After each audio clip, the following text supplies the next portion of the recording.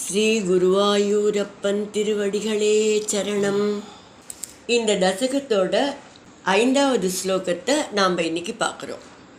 முதல்ல வார்த்தைகளை பிரித்து சொல்லலாம், பிறகு ஒவ்வொரு வரியும் சேர்த்து சொல்லலாம்.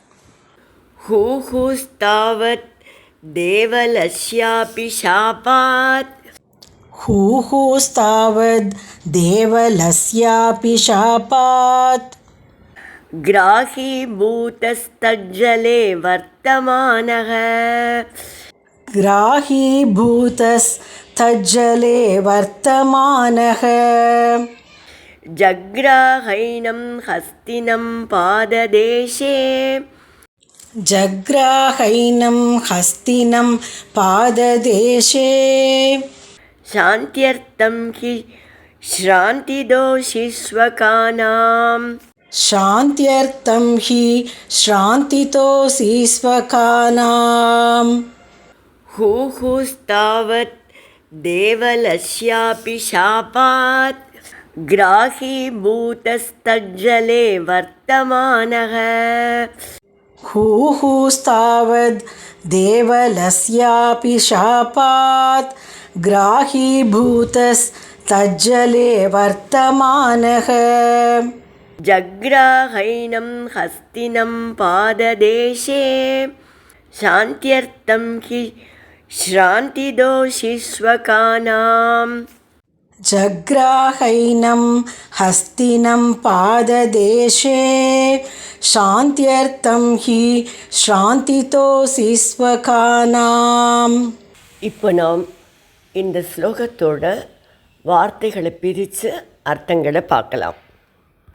தாவத்து அப்போது, தேவலஸ்ய ஷாபாத் தேவல முனிவரின் சாபத்தால், கிராஹீபூதக முதலையாக ஆகி, தத்து ஜலே அந்த பொய்கையின் ஜலத்தில், வர்த்தமானக வாழ்ந்து வந்த, ஹூஹு அபி ஹூஹு என்ற கந்தர்வன், ஏனம் ஹஸ்தினம் இந்த யானையை, பாததேசே ஜக்ராக காலை பற்றினான், ஸ்வகானாம் உன்னுடைய அடியார்களுக்கு, சாந்த்யர்த்தம் ஹி சாந்தி கிடைப்பதற்காகவே, ஸ்ராந்திதக அசி நீ அவர்களுக்கு துன்பத்தை கொடுக்கிறாய்.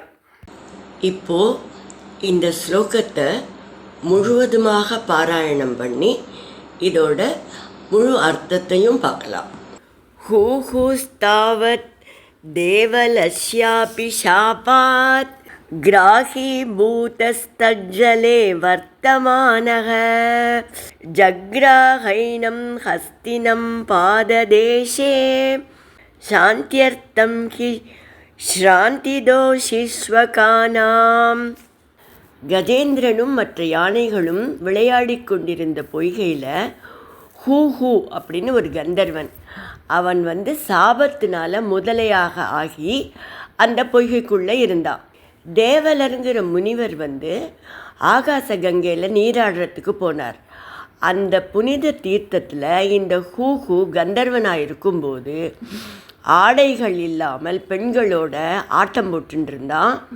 அதுவும் இல்லாமல் நீருக்கடியில் நீந்தி கொண்டு போய் தேவல முனிவர் அங்கே ஸ்நானம் செய்து கொண்டிருக்கார் இல்லையா, அவரோட ஆடையையும் காலையும் பிடித்து இழுத்தான். இதனால் ரொம்ப கோபமடைந்த முனிவர் அந்த கந்தர்வனை முதலையாகும்படி சபித்து விட்டார். முதலையாக இருந்த கந்தர்வன் ஹூஹூ கஜேந்திரனோட காலை கவ்வி பிடித்து கொண்டான். அந்த இடத்துல பட்டதிரிகள் சொல்கிறார், உங்கள் பக்தர்களுக்கு அனுகிரகம் செய்வதற்காகவே நீங்கள் அவர்களுக்கு துன்பத்தை கொடுப்பவராகவும் இருக்கிறீர்கள் அல்லவா அப்படின்னு கேட்குறார் குருவாயூரப்பனை.